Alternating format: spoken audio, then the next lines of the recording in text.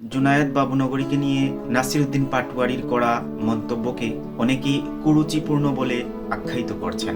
যারা এই মন্তব্যটিকে কুরুচিপূর্ণ বলে আখ্যায়িত করছেন তারা আসলে ঘটনাটা জানেনই না কিংবা দেখেনি। সে জেলের ভেতরের একটি ঘটনাকে বর্ণনা করেছিল। সেই ঘটনাটা কি আসুন আমরা একটু দেখে আসি।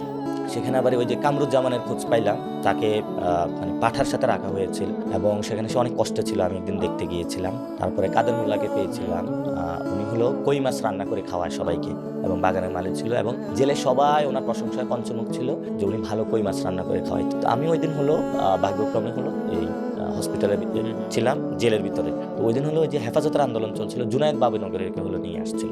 জুনায়েদ বাবুনগরীর পায়ে হলো আঘাত, হসপিটালে হলো জেলে নিয়ে এসে তাকে নিয়ে আসছে। তো বাবুনগরী সাহেব হলো রাতে এরকম ওনাকে আমি শ্রদ্ধা করতাম যেহেতু কমি মাদ্রাসা পড়তাম। তো ওনাকে হলো কাদের মোল্লার খাবার পাঠাইছে। উনি বললে এই খাবার খাবো না, জামাত ইসলামের খাবার আমি খাবো না। তো কাদের মোল্লার লোকরা বলে গেল যে ঠিক আছে, না খাইলেও একটু রেখে দেন।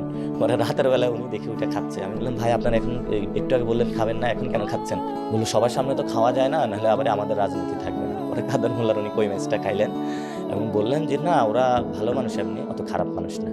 সো এইটাকে নিয়ে যারা জল খোলা করার চেষ্টা করছেন, ঠিক আছে, যারা বাবুনগরীর ভক্ত কিংবা যারা ওনার অনুসারী কিংবা ওনার ছাত্র, তাদের এই জিনিসটাতে খারাপ লাগতেই পারে। তবে কথাটা কোনোভাবেই কুরুচিপূর্ণ ছিল না এবং নাসিরউদ্দিন পাটোয়ারী কোনোভাবেই বাবুনগরীকে খারাপভাবে এক্সপোজ করেননি। বাবুনগরীর যে কথাটা নাসিরউদ্দিন পাটোয়ারী বর্ণনা করেছেন, আমার কাছে সেই কথাটা বিশ্বাসযোগ্য মনে হয়েছে। কারণ ঠিক আছে, রাজনীতির প্রয়োজনে অনেক সময় অনেক জিনিস প্রকাশ্যে করা যায় না, কিন্তু অনেক সময় ট্রিক্স ইউজ করতে হয়, টিপস ইউজ করতে হয়। যাই হোক, ফাইনালি এটা নিয়ে যারা জলের পানির ওয়াটার ঘোলা করতে চেয়েছিলেন তাদের বাড়াবাতে একদম পানি ঢেলে দিয়েছে নাসিরউদ্দিন পাটোয়ারী।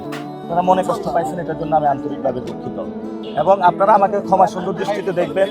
আপনি তো জানেন আমি আলিম ওলামাকে কত মহব্বত করি এবং আপনি বিশ্বাস করেন আমি চাইছিলাম আপনার সংসদীয় আসনে আইসা আপনার সাথে নির্বাচনী কাজ করার জন্য।